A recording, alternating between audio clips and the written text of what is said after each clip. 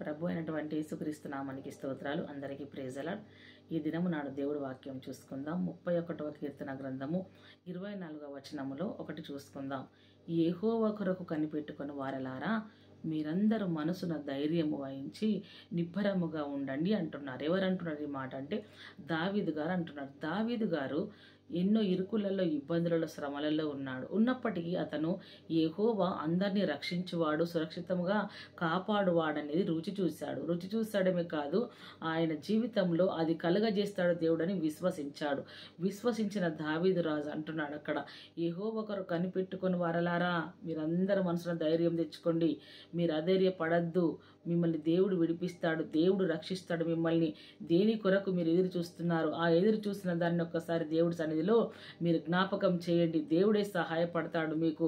ఆయన కొరకు కనిపెట్టుకుని వారిలో ఎవరు సిగ్గునొందలేరని దేవుడు వాక్యం సెలవిస్తుంది. కాబట్టి ఆయన కొరకు కనిపెట్టుకుని వారిలో ఎవరు ఎప్పుడు సిగ్గునొందలేరు. ఎందుకంటే దేవాది దేవుడు ఆశీర్వాదించువాడై ఉంటున్నాడు, జవాబిచ్చేవాడై ఉంటున్నాడు, విడిపించువాడై ఉంటున్నాడు, రక్షించువాడై ఉంటున్నాడు. ముఖ్యంగా ఆయన కొరకు కనిపెట్టుకున్న వారిని దేవుడు కృపతో రింపవాడై ఉంటున్నాడు. ఎలానో తెలిసి ఇక్కడ దావీదు రాజు అంటాడు, యెహోవా నేను నీ శరణు తెచ్చి ఉన్నాను, నన్ను ఎన్నడూను సిగ్గుపడనీయకము అంటాడు.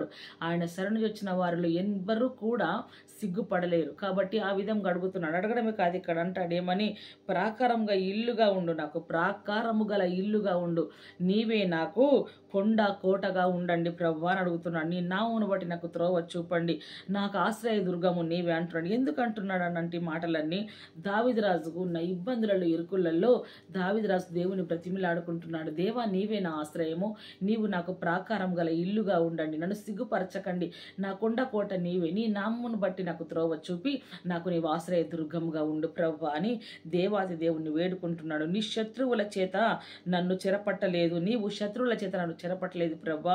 ఎందుకు చెరపట్టలేదు అంటే దావీదు దేవుడికి హృదయానుసారుడుగా ఉన్నాడు, దేవుడు హృదయాన్ని అత్తుకొని ఉన్నాడు, దేవుడు కార్యమును రుచి చూశాడు, దేవుడి మీద ఆశ పెట్టుకున్నాడు, దేవుడి మీద ఆధారపడి ఉన్నాడు, దేవుడి విషయంలో కనిపెట్టుకొని ఉన్నాడు. దేవుడి నన్ను రక్షిస్తాడు, దేవుడి నన్ను విడిపిస్తాడు, దేవుడి నాకు ఆధారమై ఉన్నాడు, సర్వం నా జీవితం అంతా దేవుడు చూసుకోగలడని ఒక బలమైన నమ్మకము దేవుడి అందు ఉంచాడు.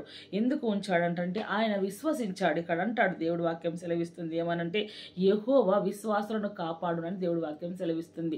విశ్వాసం ఉంచాడు ఆయన. కాబట్టి ఆయన చెప్తున్నాడు, యెహోవా కొరకు కనిపెట్టుకుని వారిలో ఎవరును సిగ్గునొందలేరు. కాబట్టి మీరు మనసున ధైర్యము తెచ్చుకోండి, నిబ్బరం కలిగి ఉండండి, దేవుడే కార్యము చేయుటకు సమర్థుడు. యెహోవా తన మనము యెహోవా కృప కొరకు కనిపెట్టుకొని ఉంటున్నాం కాబట్టి మనల్ని ఆయనలో మనం ఆనందిస్తామని దేవుడు వాక్యం కూడా సెలవిస్తుంది. అదే రీతిగా ఇక్కడ అంటాడు ఏమని అంటాడంటే, ఒక విషయంలో దేవుడు వాక్యం సెలవిస్తుంది, యెహోవా నీకు మొర్ర పెట్టి ఉన్నాను, నన్ను సిగ్గు నొందనీయకము ప్రభు అని అంటున్నాడు కదా. సిగ్గు నొందనీయకు ప్రభు అంటున్నాడు. దేవాతి దేవుడి విషయంలో ఆయన మొర్ర పెట్టుకొని ఉన్నాడు కానీ సిగ్గుపరచకుండా దేవుడు కాపాడనై ఉంటాడు. ప్రాకారం గల పట్టణములో యెహోవా తన కృపను ఆశ్చర్యకరముగా నాకు చూపి ఉన్నాడు. హల్లెలూయా. ఎందుకు?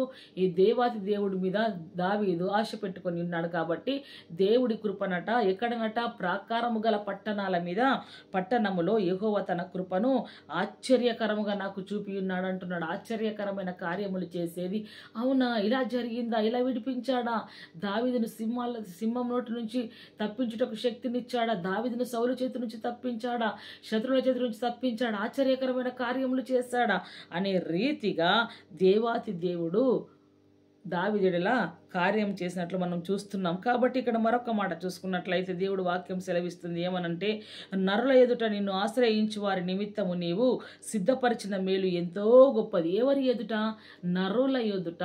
దేవుణ్ణి ఆశ్రయించిన వారికి దేవుడు సిద్ధపరిచిన మేలట ఎంతో గొప్పదట. అంటే నరుల ఎడల ఎవరి దగ్గర అంటున్నాడు ఇక్కడ మాట అంటే నరుల ఎదుట అంటున్నాడు. మనుషులందరి ఎదుట దేవుణ్ణి ఆశ్రయించాలి, నీవే దిక్కు అని అనాలి. నీవే ఉన్నావు అన్నప్పుడు దేవుడు ఏం చేస్తాడు? నా ప్రజలందరి ఎదుట నేను చేసే అద్భుత కార్యములను వివరించారు, గొప్ప కార్యములు నేను చేయబడినని నన్ను నమ్మారు, వీరందరి ముందు నన్ను నమ్మారు, నన్ను విశ్వసించారు, నేను నిజమైన దేవుడిని ప్రకటిస్తూ వారు ఒప్పుకుంటూ ప్రకటిస్తున్నారు. కాబట్టి నేను ఈ కార్యము చేయనై ఉంటాను, చేస్తేనే నేను దేవుడను కదా అని కూడా దేవుడు కూడా అనుకుంటాడు. వారి మధ్యలో నేను దేవుడుగా కనపరుచుకుంటాను కదా అని అనుకొని దేవుడు కార్యం చేయనంటున్నాడు. కాబట్టి ఒకరు కనిపెట్టుకున్న వారిలో ఎవరు సిగ్గునందరు. ఇప్పటి నుండి దేవుడు ఎందుకు కనిపెట్టుటకు దేవుడు మన కృప అనుగ్రహించును గాక. ఇటు మాటలు దేవుడు మన ఆత్మలను దీవించి ఆశీర్వదించును గాక. Praise the lord. ఆమేన్.